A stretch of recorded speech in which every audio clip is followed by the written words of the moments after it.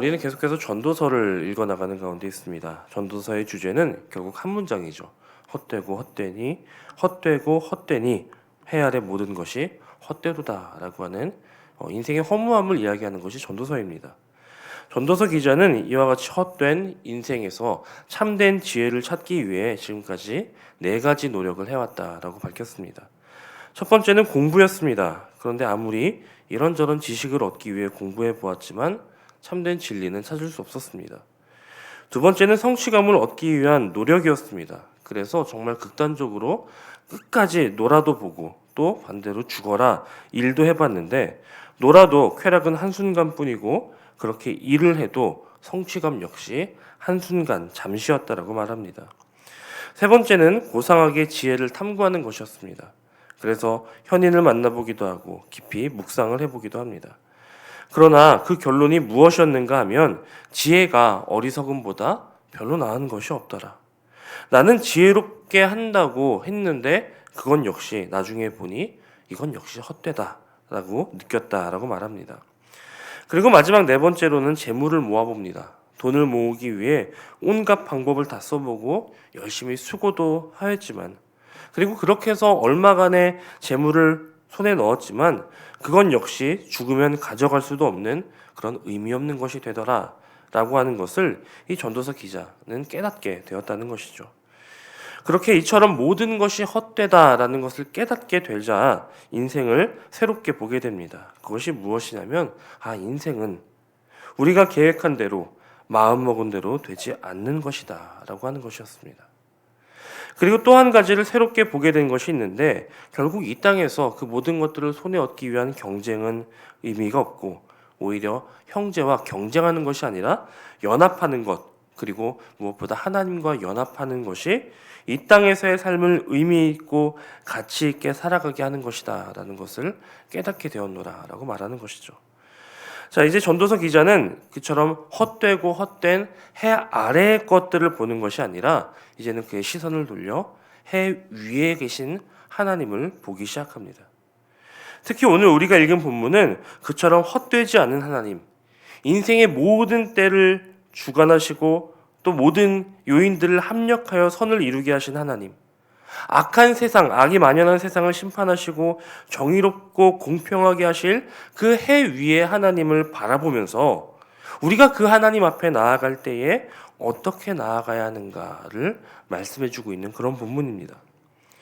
먼저 전도서 기자는 하나님 앞에 나아갈 때 그때는 하나님을 경외하라고 말씀합니다. 경외하다라고 하는 말은 우리가 잘 아는 것처럼 공경하고 두려워하다라고 하는 뜻이죠. 하나님을 우리가 그처럼 경외하는 그 가장 근간은 바로 하나님은 나와 다른 분이시다라고 하는 것을 깨닫는 것입니다. 유한하고 헛된 나의 인생과는 다른 분이 하나님이시다.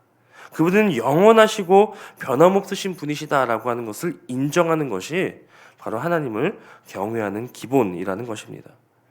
특별히 오늘 본문 7절에 경외하라라고 하는 말씀은 그런 의미라고 할 수 있을 것입니다. 하나님을 공경하고 두려워하라라고 하는 그 경외의 가장 대표적인 한 장면이 바로 1절의 말씀일 텐데요. 바로 하나님의 집에 예배하러 들어갈 때에 발걸음을 조심하라. 아무렇게나 하지 않도록 조심하라 라고 말씀하는 것입니다. 하나님의 전에 나올 때 예배하러 나오는 이 자리에 하나님을 예배할 때 아무 생각 없이 늘 하던 대로 하지 말라라고 하는 것이죠. 이것은 꼭 우리가 어떤 의식이나 형식을 갖추라라고 하는 것은 아닙니다. 물론 우리에게는 예배함에 합당한 절차도 필요하고요. 또 갖추어야 할 그런 요인들도 있습니다. 하지만 그처럼 눈에 보이는 그 무엇보다 중요한 것이 바로 마음이다. 하나님을 경외하는 마음이라고 하는 것입니다. 우리가 하나님 앞에 설 때마다 그것이 꼭 예배 시간이든 아니면 일상의 모든 시간이든 우리가 하나님을 경외하는 마음으로 하나님을 두려워하는 마음으로 하나님은 나와 다르시다라고 하는 그 마음으로 우리에게 주어진 삶을 살아가야 한다는 것입니다.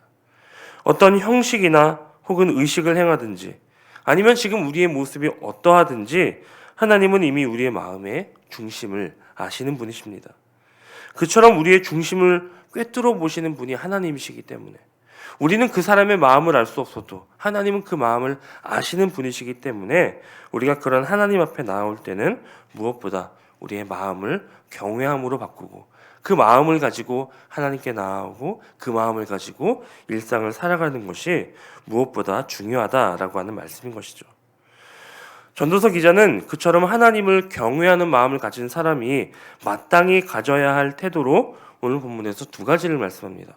첫 번째는 말을 적게 하라라고 이야기합니다. 하나님 앞에서 말을 적게 하라라고 하는 이 말씀은 하나님께 구하지 말라, 아뢰지 말라, 혹은 기도하지 말라 이런 뜻이 아닙니다. 오늘 본문 2절 말씀이 우리에게 주시는 영적인 원리는 바로 급한 마음으로 하나님께 따지지 말라라고 하는 것입니다. 우리가 잘 아는 욥이 그러했죠. 욥은 자신이 당한 이 알 수 없는 고난을 두고 하나님께 따졌습니다. 아니 하나님, 내가 하나님을 그처럼 섬겼고 내가 일생을 살아가는 동안 하나님 앞에 범죄한 일이 없는데 어떻게 나한테 이러실 수 있느냐? 하나님 어떻게 나에게 이렇게 대하시냐라고 따져 물었다는 것이죠. 그때 하나님께서 욥에게 주신 답이 무엇이었습니까? 하나님은 욥과 비교할 수 없을 만큼 크시고 모든 것을 아시고 주관하시는 분이시며 반면에 욥, 너는 지금 따져서 말하고 있는 욥, 너는 인생에서 무엇을 경험했고 네가 무엇을 아느냐라고 하는 질문이었습니다. 그 질문 후에 하나님은 하나님만 아시고 욥은 모르는 것들, 하나님만 하실 수 있고 욥은 상상도 할 수 없는 그런 일들을 욥에게 들려주십니다.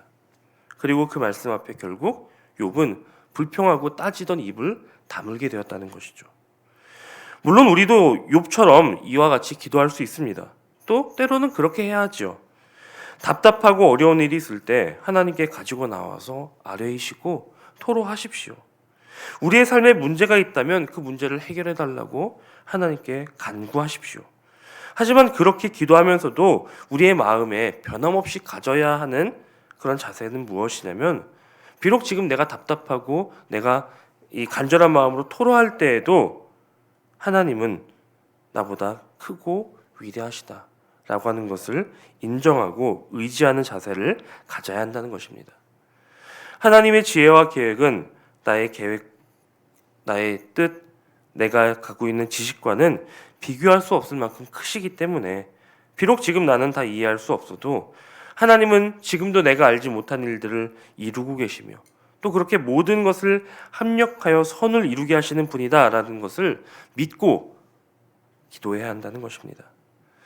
지금은 내가 너무 힘들어서 하소연도 하고 또 때로는 원망도 하지만 지금의 이 잠시의 시간이 지나고 하나님께서 그 뜻을 나타내시고 펴실 때에는 우리는 욥처럼 그런 하나님의 일하심 앞에 아무 말 하지 못하고 그저 하나님께 감사하고 예배하게 될 것이다 라고 하는 것입니다.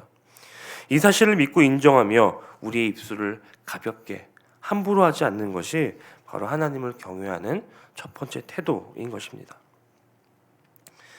하나님을 경외하는 사람이 가져야 할 두 번째 태도는 바로 하나님께 한 약속을 중요하게 여기는 자세를 갖는 것입니다. 우리는 우리 주변과의 관계 속에서 아무 의미나 혹은 부담 없이 약속을 주고받는 경우가 많습니다. 가령 이런 것이죠.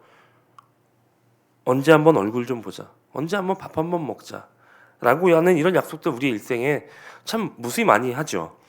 그리고 그런 인사와 같은 약속은 실제로 잘 안 지켜지는 경우가 굉장히 많습니다. 하지만 전도서 기자는 하나님께는 그렇게 하지 말라라고 말씀하는 것입니다. 여러분, 그냥 아무 의미 없이 앞서 말씀드렸던 그런 약속을 주고받는 그 약속의 대상을 한번 떠올려 보십시오. 우리가 그런 약속을 주고받는 이유는 그 대상이 정말로 밥을 먹어도 혹은 안 먹어도 그만인 그 정도의 의미를 주는 사람이기 때문일 것입니다. 근데 하지만 반대로 만약 여러분이 정말로 사랑하는 사람, 정말로 그리워하는 사람과 약속을 잡거나 아니면 이 나라의 대통령과 약속을 잡는다고 한번 생각해 보시기 바랍니다. 그러면 그처럼 우리 언제 한번 밥 한번 먹자, 시간 될 때 얼굴 한번 보자 이렇게 약속하시겠습니까?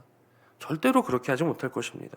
상대의 동선을 고려하고 시간을 배려하고 그 만남의 이유나 목적을 생각해서 아주 신중하게 약속을 잡고 그 약속의 날을 기다리며 혹 늦지는 않을까 점검해보는 그런 자세를 갖게 되겠죠. 하물며 사람과의 약속도 이러한데 우리는 그보다 크신 하나님께 신중하지 못하게 마치 공수표처럼 약속을 남발할 때가 많다는 것입니다. 이것은 하나님을 경외하는 태도가 아니라 오히려 하나님을 무시하는 태도가 되는 것이죠. 물론 우리는 하나님께 결단하고 또 서원해야 합니다. 그러나 그 결단이나 서원이 우리의 기분에 따라서 혹은 그 상황에 따라서 드려지지 않아야 한다는 것입니다. 우리는 내게 베푸시는 크신 하나님의 은혜에 내가 무엇으로나마 조금이라도 내 감사의 마음을 표현할 수 있을지를 고민하고 내 삶 가운데에 하나님의 뜻이 이루어지기를 위해서 약속해야 한다는 것입니다. 그리고 내가 그렇게 약속한 하나님이 어떤 분이신지, 그분이 얼마나 크신 분이신지를 기억하며 그 약속을 힘써 준행하라. 그리고 이것이 바로 하나님을 경외하는 사람의 두 번째 태도인 것입니다. 사랑하는 여러분, 우리에게 지혜를 알려주는 책인 이 전도서는 결국 하나님을 경외하는 이것이 바로 우리 인생의 참된 지혜다라는 것을 우리에게 알려줍니다. 하나님을 경외하는 것, 그것은 형식이나 의식에 있지 않습니다. 우리의 마음과 우리의 말과 또 우리의 삶에 있는 것입니다. 하나님 앞에서 말을 조심하고 또 우리의 행동을 조심하고 하나님 앞에 결단하는 것을 가지고 끝까지 지키기 위해 삶을 조절하고 노력하며 분투해야 하는 것입니다. 이것이 바로 하나님을 경외하는 사람의 삶의 모습인 것이죠. 오늘 이와 같이 하나님을 경외하는 삶을 살아감으로 하나님께서 주시는 참 은혜와 참 지혜를 누리는 복된 삶을 되시기를 주님의 이름으로 간절히 축원합니다.